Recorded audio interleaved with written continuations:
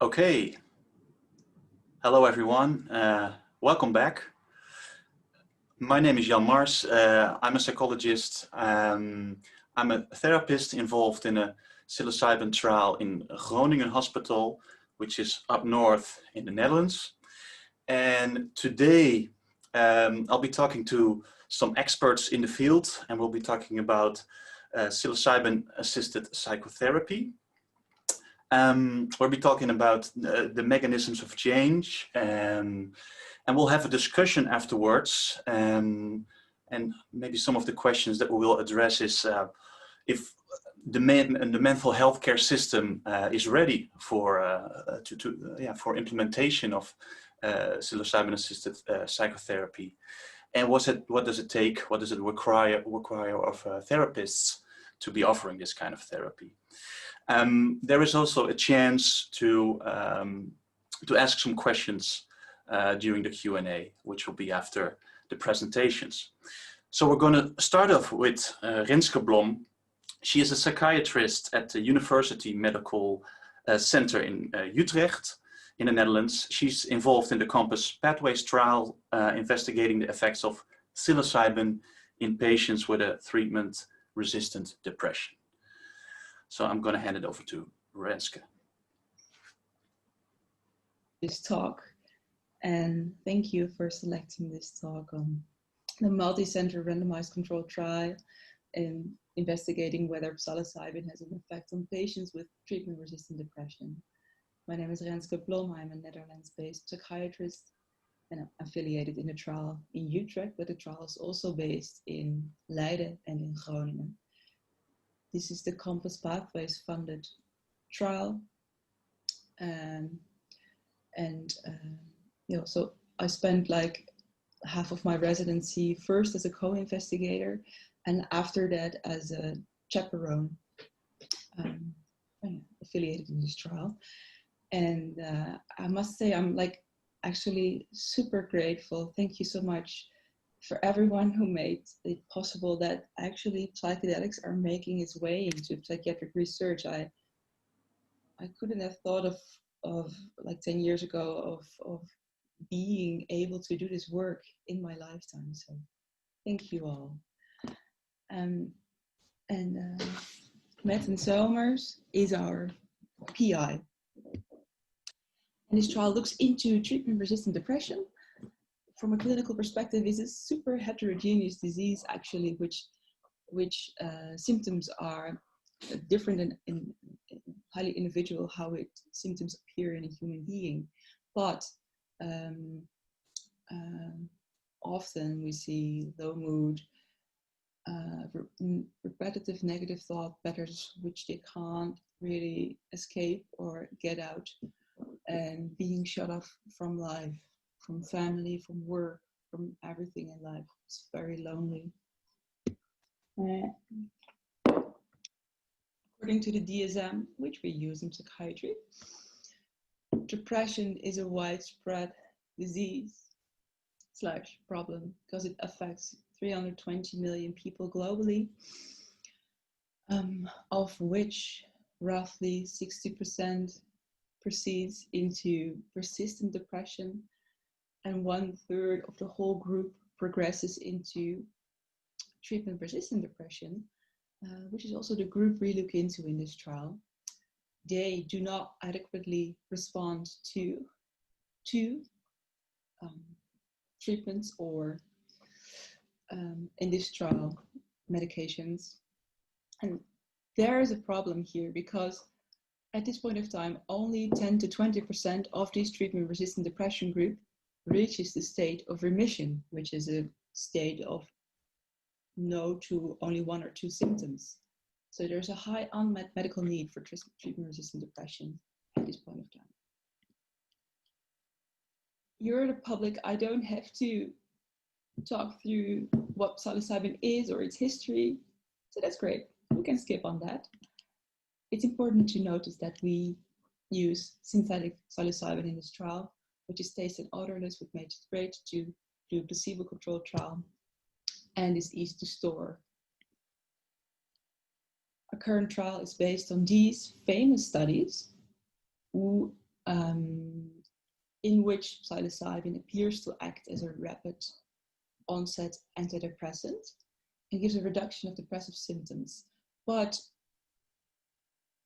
more interestingly, actually, is that a group of these patients still have a reduction in depressive symptoms after 6 months or even after a year. So this is untold in psychiatry, actually. Well, quick overview on the trial. It's a randomized placebo-controlled trial. 20 participants receive or 25 or 10 or 1 milligram psilocybin. And no one knows what the dosage is. Therapists don't know. Investigators don't know it. And it's a phase 2b trial where it looked into the safety and most effective dose. And patients with treatment-resistant depression are included who do not respond to 2 or more antidepressants. The primary outcome is not determined by us subjective investigators, but it's done by an anonymous rater by phone. We don't know who this rater is, so that's also very objective, very good. The trial is, at this point of time, it's active in Europe and in the States, and the aim is to include 216 participants. Well, who are the participants?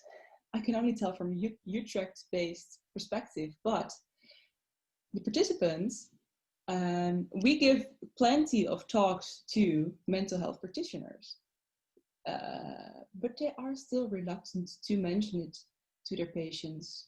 They want to protect them in a way as well, I guess.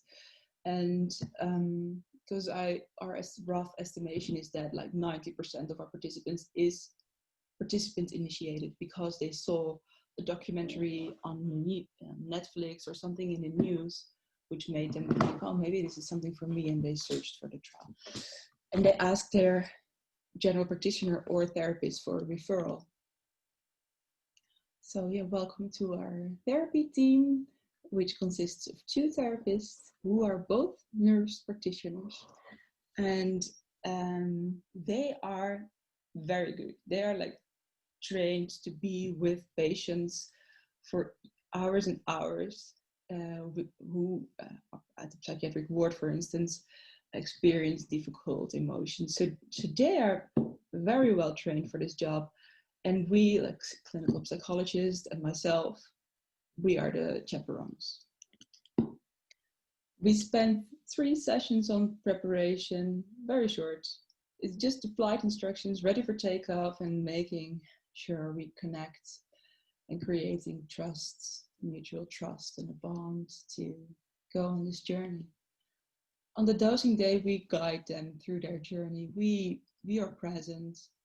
We have a non-directive, non-judgmental, of course, approach, and that's it. We did the psilocybin does the work. We are there, and on integration, we invite them to integrate. We invite them to do create a narrative on the experience and how to implement what can we take from this experience into daily life. Well, my general experience is as a chaperone, so it's just from my mind, super important to create a strong, connected relationship, trusting each other, and this is the setting of the trial.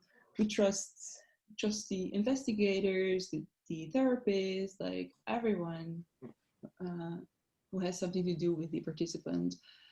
And we work more and more with the breath and touch and with the body. Where's this emotion situated in your body? And I do experience an increase of these techniques in my general psychiatry practice as well, so that's great. Lastly, my thoughts on, is psychiatry ready for this kind of research and implementing psilocybin in our day-to-day practice when the trials are successful? I am not sure because I can tell from a psychiatrist's point of view, we are trained to manage processes, manage like large amount of patients. We manage our team. And, as a psychedelic therapist, we have to shift to that the mind manages itself. We are not changing the course. This is super difficult for psychiatrists. And we do give medications to suppress emotions, like all of our medications do that. So we have to shift to welcoming all emotions that are present. And shift from the knowing to not knowing what will come up. We trust the mind that it knows what to do. That's scarce in psychiatry. At this point of time, it can change, and we are trained in psychodynamic psychotherapy, for instance. So it could change. And in psychiatry, we work also in a highly structured organization where we have to declare every minute of our the things we do to the insurance companies. So it also needs to be a shift where we have the space to have a more organic organization and being present when the participants needs us. So after work hours, for instance. Coming to the conclusion is that I spoke to a very conservative psychiatrist this week, who I can't name. And he said, it's a he, psychedelics are the only interesting thing actually happening right now in psychiatric treatments research. So this is a statement. And well, even if these trials are successful, the implementation in psychiatry should be proceeded with patience and with care.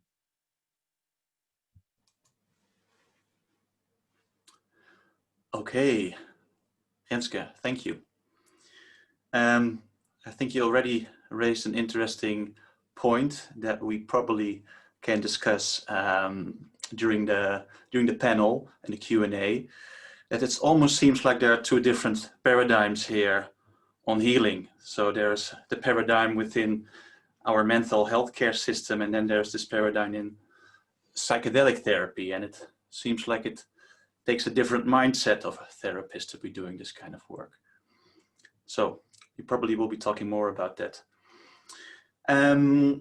Now I'm going to hand it over to Gabby Libes. She received her PhD in clinical psychology from Palo Alto University. Her doctoral research focused on the clinical applications of psilocybin-assisted therapy and mindful self-compassion based interventions to treat mood, substance use, and trauma-based disorders. Gabby, go ahead. Hi everyone, my name is Gabby Egan-Liebes, and I'm going to be presenting today on data from NYU on psilocybin-assisted therapy to treat cancer-related distress.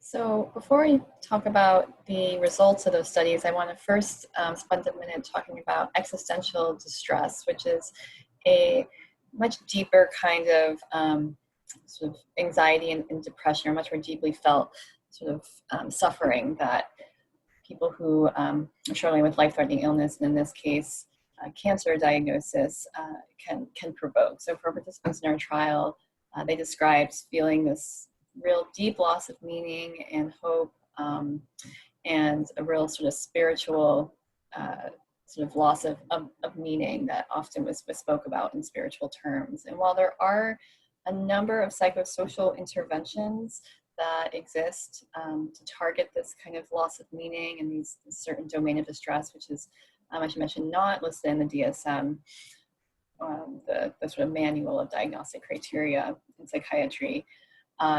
There are no pharmacological treatments that exist that target this distress. So this is where psilocybin comes in, or can come in. And now I'll be talking about the parent study, which was led by Dr. Stephen Ross at NYU, as well as Dr. Gus will be presenting after me. So the parent trial, which was published in 2016, looked at psilocybin compared with a control medication, niacin, in a double-blind phase 2 crossover design with 29 participants.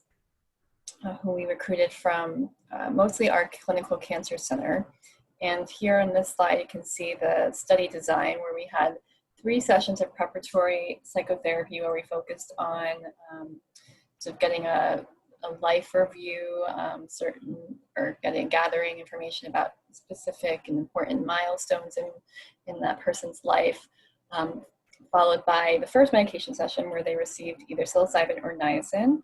Then more sessions in between the medication sessions, and then on the second medication session, and 7 weeks later, the participant received whichever medication they did not receive in that first medication session, and then some more therapy. And our primary outcomes were depression and anxiety with the Beck Depression Inventory and HADS, Possible Anxiety and Depression Scale. But we also looked at secondary measures with quality of life, existential distress, and spirituality. So here's a picture of our study room where participants would come in for 8-hour medication sessions. They would be encouraged to kind of direct their attention inward for most of the session. And therapists, there were 2 therapists, one per one participant. And most kind of interaction took place in the therapy sessions before and after. However, if a participant had a difficult time, there was obviously therapeutic support to kind of help them through it. And then there were blood pressure checks throughout. So here is the pre-crossover data from this parent trial where we can see a true comparison of the psilocybin group versus the placebo group up till 7 weeks. And what we see here are pretty large effect sizes, actually quite large when compared to the gold standard in psychiatry SSRIs, which tend to have effect sizes about half or even more, or even less pronounced in the kind of 0.5 range, and here we're seeing in the 1.0 to almost 2 range, and that's quite powerful effect. In this slide, we can see the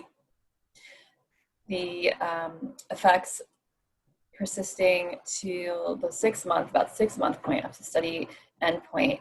And what you can see is in this previous slide, while the psilocybin group in purple, while both groups actually got better or had reported reductions in anxiety and depression right after that first dose, you can see that the niacin group kind of does not persist in their improvements, and that the purple line, the psilocybin group, really does kind of stay quite low in their self-reports. And then in this slide, you can see that they kind of converge. So the niacin group, once they've gotten psilocybin, or the niacin first group, once they've gotten psilocybin, catches up with the psilocybin group, first group. And here we have response and remission rates. Response is defined, clinical response is defined as 50% or greater reduction in scores from the baseline time point to whichever time point we're looking at. So here you can see at the last time point before the crossover, there's a pronounced difference between the groups.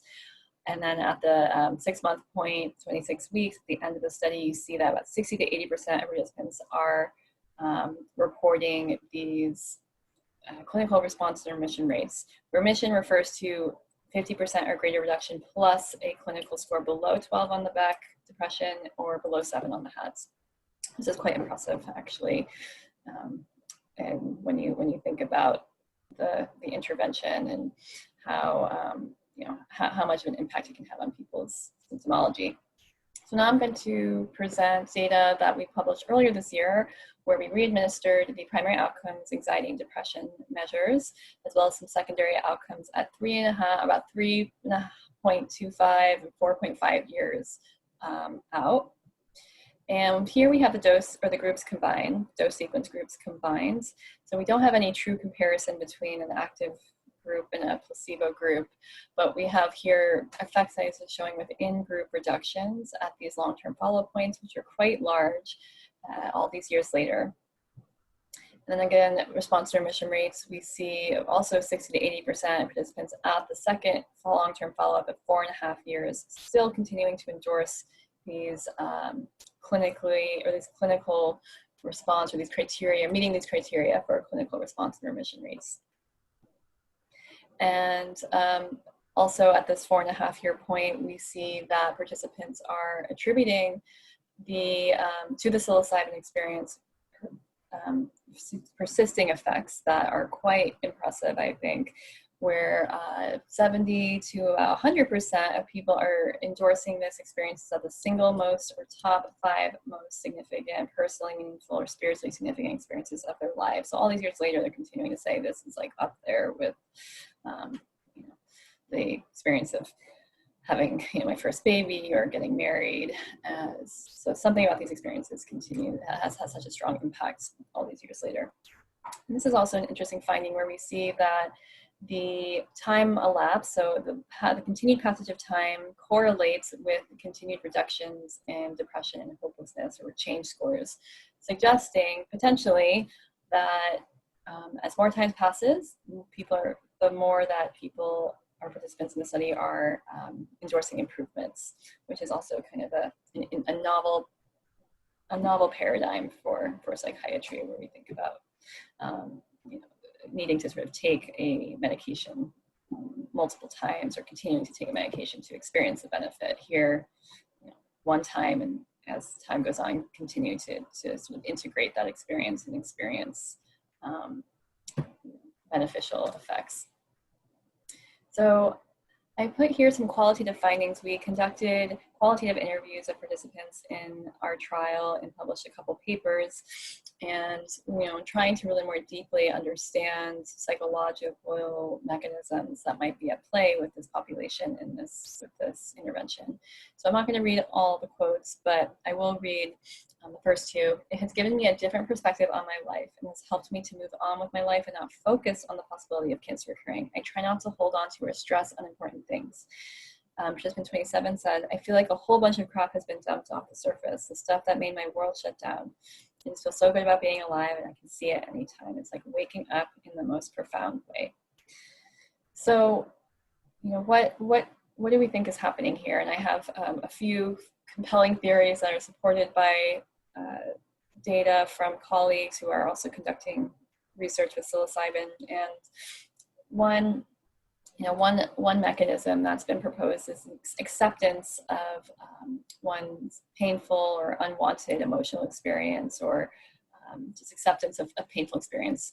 In the short term, we know that avoidance of things that are painful or uncomfortable can be helpful, but in the long term, it can create this very kind of constricted experience of your life, and can kind of make your world very small. So our participants described accepting the painful parts of their cancer their cancer experience, in spite of discomfort, and finding their kind of freedom in ability to be with difficult emotions and difficult experience, as well as being able to be sort of more mindfully present in their life, allowing themselves to kind of develop a more flexible narrative about who they are, and develop more psychological flexibility in their lives, leading also to sort of a more meaningful narrative around their cancer. So what was previously stressful, highly stressful, scary, to the point that they were not really living in accordance with their values or in a very kind of present way, they're able to grow through the experience and develop a sense of self that is more flexible, and just have the ability to attribute new meaning to this really difficult experience. And so I will be able to sort of talk more about these ideas in the Q&A session, but I do want to acknowledge our study team and study participants, as well as grant support that we received. Thank you. Okay, thank you, Gabby. To me, that was really interesting. I don't know of a study looking into the effects of psilocybin with the 4-year follow-up. Maybe you can correct me if I'm wrong, but for me, that's the first study I know of, and that you can see these reductions in depression and hopelessness even after 4 years. That's really striking. Okay, so thanks a lot. We're going to go to Jeffrey Gus and Jordan Slowshower. Jeffrey Gus is a clinical assistant professor at the psychiatry department of New York University. He is a psychiatrist, he's a psychoanalyst with special interest in psychedelic therapy. He has been an investigator and a director of the psychedelic therapy training for a study on psilocybin Psilocybin-assisted psychotherapy in the treatment of cancer-related existential distress. Jordan Schlossauer is a psychiatrist and a researcher in the Department of Psychiatry at Yale University. He is also the co-founder of the Yale Psychedelic Science Group and is currently an investigator and therapist in 2 clinical trials of psilocybin-assisted therapy in treatment of major depressive disorder. So both are going to share their insights and especially on how the therapeutic model of acceptance and commitment therapy might be a particularly good fit in psychedelic therapy. Okay. All right, let's begin. Thank you so much for that introduction. And I want to thank Just and ICPR for inviting us to present this talk today, psilocybin-assisted therapy for major depressive disorder using ACT, or acceptance and commitment therapy, as a therapeutic frame. I'm Jeff Gus from New York City, and joining me is Jordan Schlossauer from Yale University and the West Haven VA. So Jordan is going to begin. Hi everyone, great to be here and missing being in person with everyone in Amsterdam this year. So just to provide some context for our talk, the therapeutic model that we'll present today was developed starting back in 2016 as part of an ongoing trial of psilocybin therapy in the treatment of major depressive disorder that's being conducted at Yale and the West Haven VA Hospital in Connecticut. And our study primarily aims to investigate potential mechanisms of action, including neuroplasticity from a neurobiological standpoint and psychological flexibility from a psychosocial perspective. And we're investigating this in the context of an ACT-based therapeutic approach that we're going to briefly discuss today. Thank you.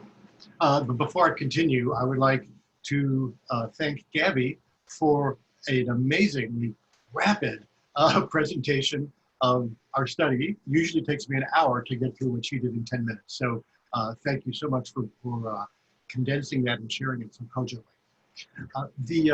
The project that we undertook at the beginning had to do with the fact that the study was on neuroplasticity in the brain on psilocybin of somebody with major depressive disorder. And initially, the goal was to have that neuroscientific study done with no psychotherapy whatsoever to confound the findings, so that it was purely a sort of biological molecular assessment of what the chemical did to the brain. And there were a number of reasons that we had some problems with that, but the central one is that these are depressed, vulnerable, and fragile patients. And we felt that having a psychotherapy model to prepare them and to help integrate what would happen would be important. And to be specific, a psychotherapy that actually had a specific relationship to depression and to treatment. And in this way, I'm trying to differentiate it from the non-specific support model, which calls the practitioners chaperones or guides. We wanted to find what therapists could offer to a psychedelic experience that would enhance it, that would support it, and that would make it safe. But to differentiate these two, the psychopharmacologic model invites the patient to be a compliant consumer.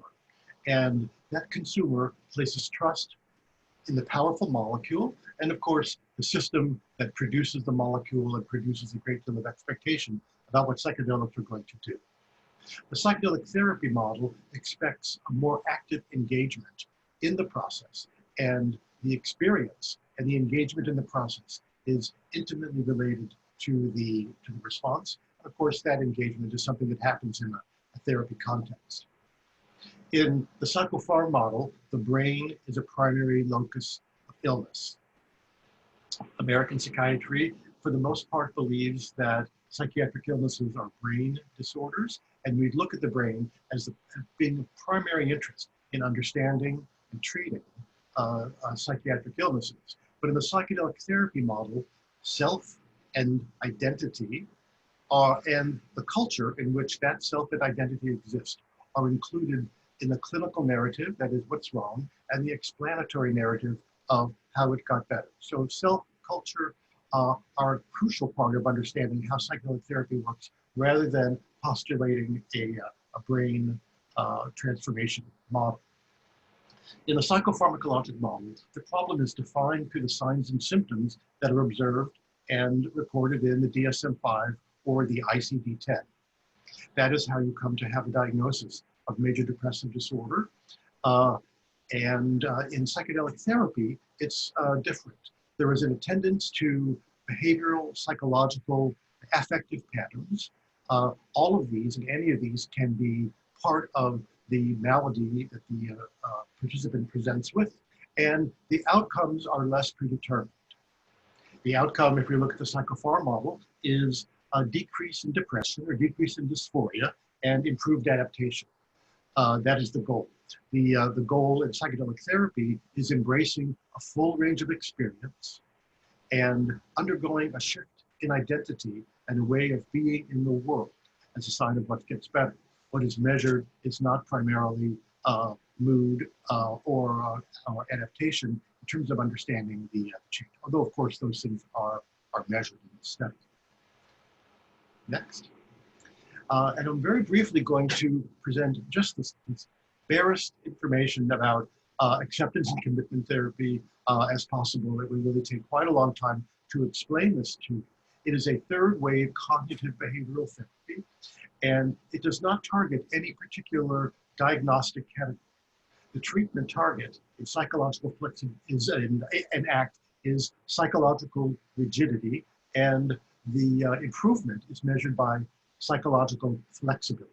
So we look at how people become rigid in the way that they think and how that might change under the influence of ACT supporting psychedelic psychotherapy sessions. This is a transdiagnostic construct, and ACT has been used in a number of different disorders because it isn't tied to any one particular diagnosis for what it hopes to improve. It's tied to the concept of psychological flexibility. In brief, ACT hopes to improve openness to internal experience and feelings, awareness through contact with the present moment, and engagement in committed actions that are based on personally held values. Thank you. Thanks, Jeff. So having established some of the core tenets of the psychedelic therapy model, I'd like to share some more about the conceptual overlaps that we found between that model and the ACT model, which led us to thinking that they would be a good complement in this context of the psilocybin therapy for depression.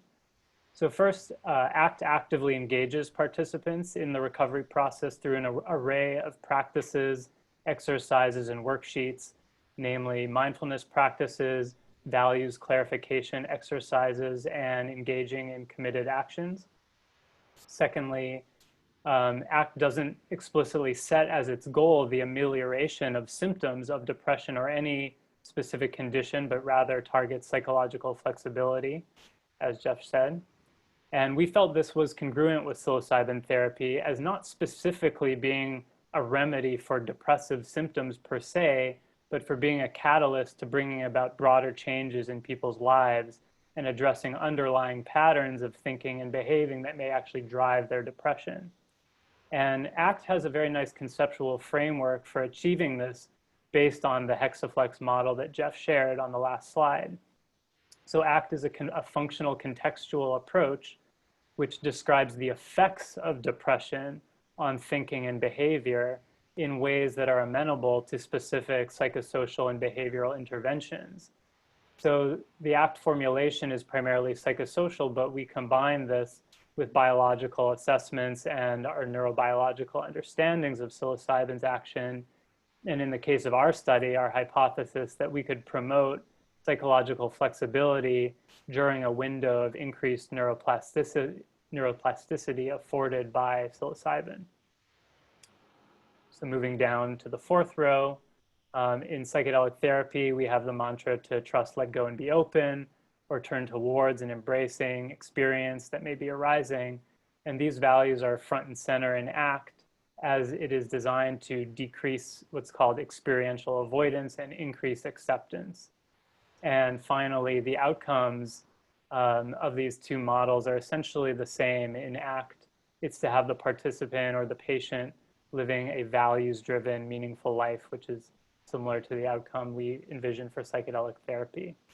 So in sum, the ACT offers a framework for conceptualizing the impacts of depression and engaging the person in a recovery process that is congruent with the core tenets of psychedelic therapy. And in so doing, it provided us with a framework for conducting our preparatory and integration therapy sessions in general, but also in a consistent manner across participants, but also in a customizable, flexible way based on the given formulation for a patient. Another important reason that we believe ACT and psilocybin therapy may be synergistic relates to our hypothesis that the experience of psilocybin doses, at least moderate to high doses, with preparatory priming and psychoeducation can provide direct experiential contact with the ACT processes that promote psychological flexibility. And so what I have here on the slide on the right is the hexaflex showing the processes for psychological flexibility. And on the left, the 11 domains of altered states of consciousness as outlined by Studeris et al. I don't have time to go through all the potential overlaps, but just to highlight a couple. So we know that psychedelic experiences often include altering one's sense of self and self-other boundaries, including experiences of unity. And this can provide a really valuable lived experience of self-transcendence or of the observing self, which in ACT terminology is called self as context. Similarly, the intensity of the psychedelic experience in terms of altered perceptions and powerful spiritual experiences are likely to bring people into contact with the present moment in a powerful way. And lastly, psychedelics can bring about a range of challenging emotional experiences. And with the help of the therapist, participants can learn to trust, let go, and be open to these experiences, thereby fostering the processing act called acceptance.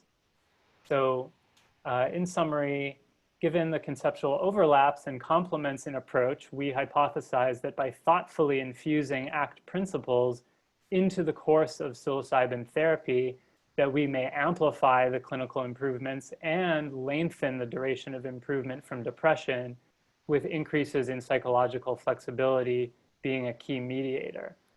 Now, we'll need to definitely conduct further trials to fully test these hypotheses. However, some preliminary data, both from our study and from other groups that's recently been published, suggests that this is looking like it may be the case. On the left, we can see a study from Alan Davis's group showing that psychological flexibility is a mediator in response in improvements in depression and anxiety. And on the right, just some very preliminary data from my study showing that participants are having decreases in psychological inflexibility, so improvements there over the course of therapy, and those are actually seem to be correlated with greater improvements after more intense mystical type experiences, so supporting our hypothesis. So we'll leave it there for now. Thank you so much for having us. I included here our paper that was published in the JCBS that outlines our thoughts and model in greater detail and our contact information. So looking forward to a couple minutes of Q&A. Thank you. Okay, thank you, Jordan and Jeffrey. It just reminds me that the ACT model, and someone just asked, what does it stand for? It's acceptance and commitment therapy. But that the ACT model might not only help the patient, but maybe also the therapist, because we often like to kind of jump in if all kinds of interesting material comes up in a psychedelic therapy. And the therapist also has to trust, let go, and be open. Yes, I want to all invite you for this discussion. I hope we have some time left. I want to start out with a question. I think Renske already raised this point, like, is mental health care and the way it is organized now, is it ready? Are we ready to offer psychedelic therapy? And Jeffrey and Jordan, you also pointed out like the stark contrasts between the psychopharmacological model and the psychedelic therapy model. So as therapists, we are often trained to intervene, to stick to protocols. We have very busy schedules, seeing, I don't know, 7 patients at a day sometimes. So this kind of work takes something, it requires something else. And maybe even on the level of the organization. So I'm thinking, what do you think, and I'm going to hand it over to all of you, what needs to change in mental health care so we can offer this kind of psychedelic therapy?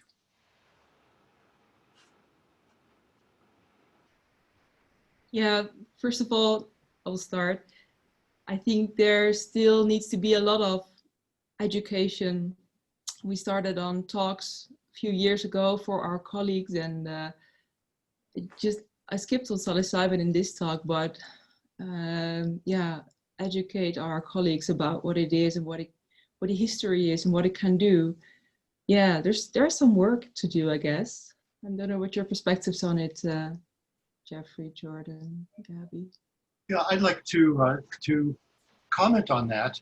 I think that one of the most important messages to get across again and again is that this is not a pharmacological intervention. It's a pharmacological process that creates a certain type of experience. And how best to evoke and support that experience is something that we're all still trying to figure out. But again and again, I hear psilocybin for this diagnosis. And just alone, the medicine won't work, I don't believe, and it needs to be done in a very thoughtful, preparatory, and integrated context. It's the experience that brings about the most profound change, not just the molecule itself. I agree with that, Jeffrey, definitely. And I just want to, in some ways, actually push back a little bit against some of the cost effectiveness arguments. I definitely support, in the DMT session before, we were talking about some of the limitations and how shorter acting tryptamines might be a solution to getting this therapy out to more people. And I definitely am supportive of looking at these different molecules. But I think I'd like to, suggest that, in fact, if we do the proper research and advocacy, there's no reason why we can't roll out psychedelic therapy to more people. I think it requires political will and good evidence to support that. We offer lengthy therapies to folks with PTSD that take a lot of therapy hours. We also offer ECT, a whole range of very costly and resource-intensive interventions. And so I don't think having 2 trained therapists or just therapists for 8 hours is reason to think that we can't actually do this. I think it's just going to take political will and collective action to do this. And Jordan, does it require a certain therapist to do this kind of work? And I mean then, should all psychiatrists and therapists have a psychedelic therapy as a kind of element in their training, or should you just... No. No. Okay. It's the ones who really want to learn. It's not for everyone. Curiosity. Yes. Yes. I'm sorry, Jordan, I interrupted. No, Jeff, you've been thinking a lot about this issue of credentialing and who might be a therapist, but the only distinction I would say is that I do think we should distinguish when we're using these therapies specifically to address moderate to severe folks with moderate to severe diagnoses of mental health conditions, as opposed to either milder symptoms or folks who are looking for personal exploration, and there may be differences in the qualifications needed there. But Jeff, go ahead. Perfectly said. I think it's so important to remember the broad range of context in which psychedelics are used. And I think when you're working with the most ill patients, having people with skill in working with that condition and identifying processes that happen in it is really valuable. I also believe that it's a really important question to be asking about having a non-specific support model, or one which has a specific concept of what causes or what contributes to depressive processes and how people get better for them.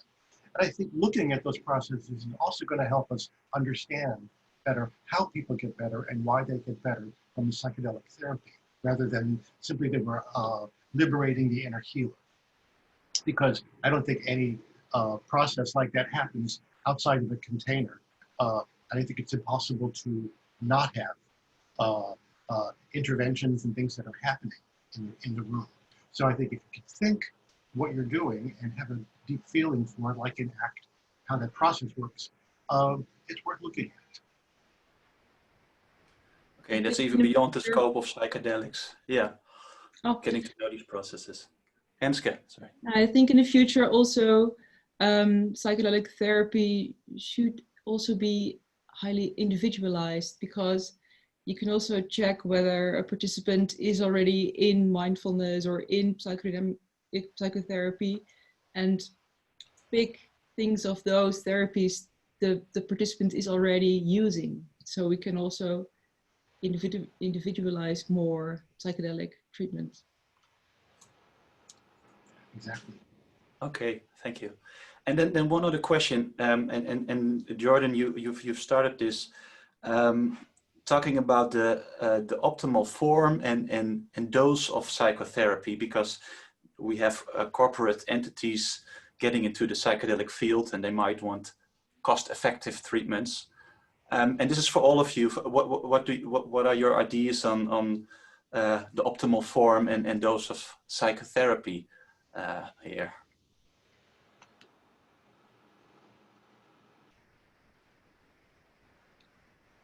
I think it differs per, if you take psilocybin or LSD or MDMA, it differs per substance. It also differs in what you want to achieve.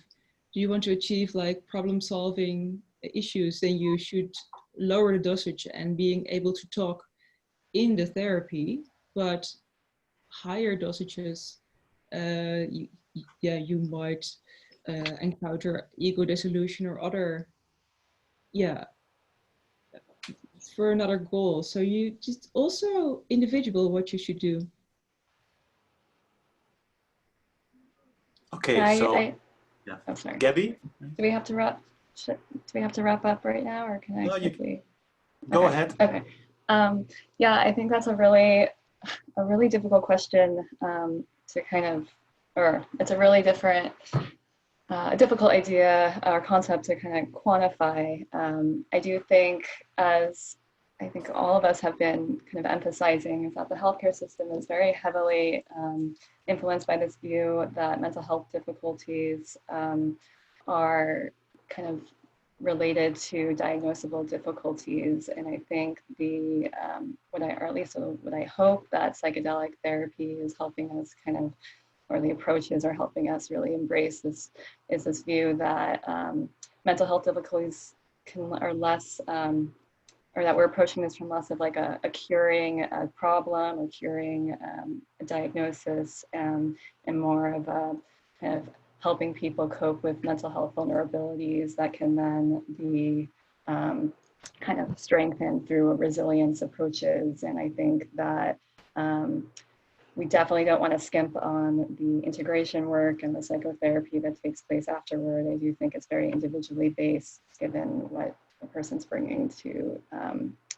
to this experience. And I do think also thinking about community-based support and learning from our indigenous kind of wisdom elders about the importance of creating more social supports beyond the actual sort of program of therapy to help people continue to incorporate these insights into their life is very important. So hopefully we're moving into more of a healing-based approach rather than this kind of symptom reduction model. Yeah, thank you. I like that. I also like what you said about community-based support. So it's not only about the amount of psychotherapy afterwards or in integrating the experience, but also having a community-based support system that might be very important here. I'm seeing like one question directed to Gabby from the audience. Go for it. Yes, Go for thank it. you, Joost. Gabby, can you outline why it takes so long when it comes to SSRIs? Why it takes so long to affect mood positively, while psilocybin has such a quick boost on mood? Why is that? I'll take a quick stab, but I might kick it over to Dr. Gus, who's more of the kind of expert and has more of the training about psychopharmacology. But we do, what we do know, I mean, it's hard to really know exactly what's going on in the brain. Even the experts, I think, still there's a whole gap in kind of our knowledge of how this is happening, because there's so much going on in so many systems. But you know, the prevailing theories, I think, really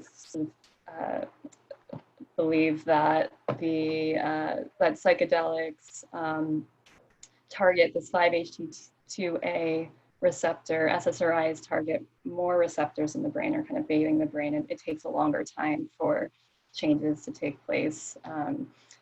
Jeff, I don't know if you want to jump in, kind of describe the difference in sort of the time course around. Yeah, the SSRI, the psychedelics, the classical psychedelics are serotonin 2A receptor agonists, and that's one reason they bring about quite a rapid response. The SSRIs don't work by directly affecting the serotonin receptors, like psilocybin.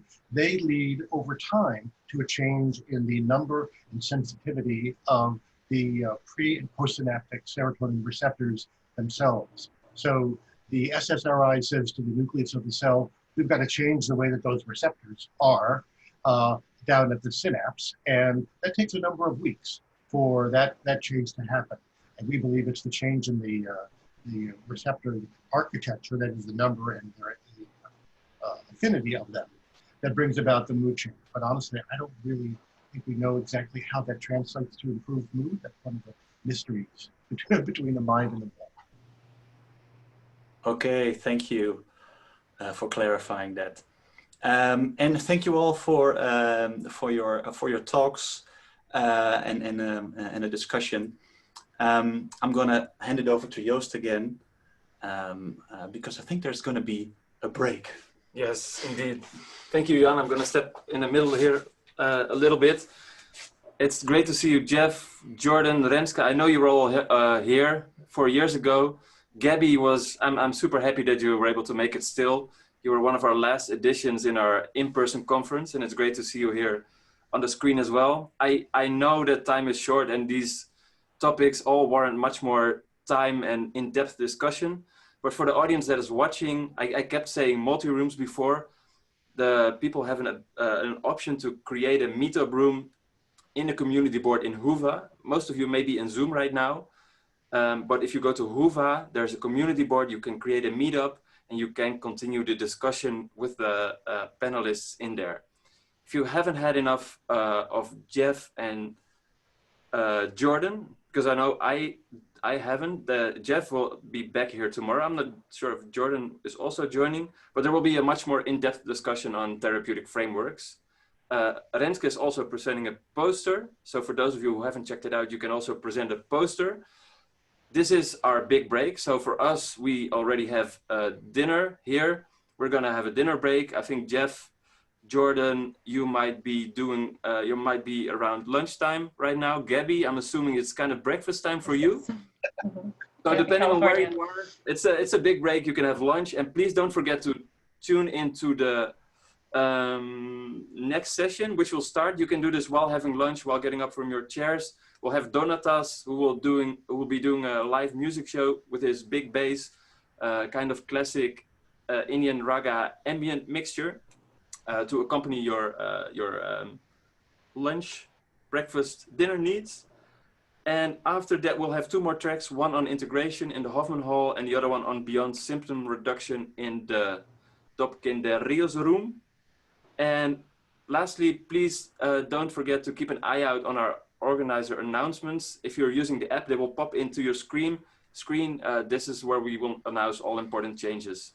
For example, in the previous track, we had a cartoonist was here 10 years ago, who made live cartoons of the discussions, of the presentations that were going on. And those will be shared in the Whova environment as well.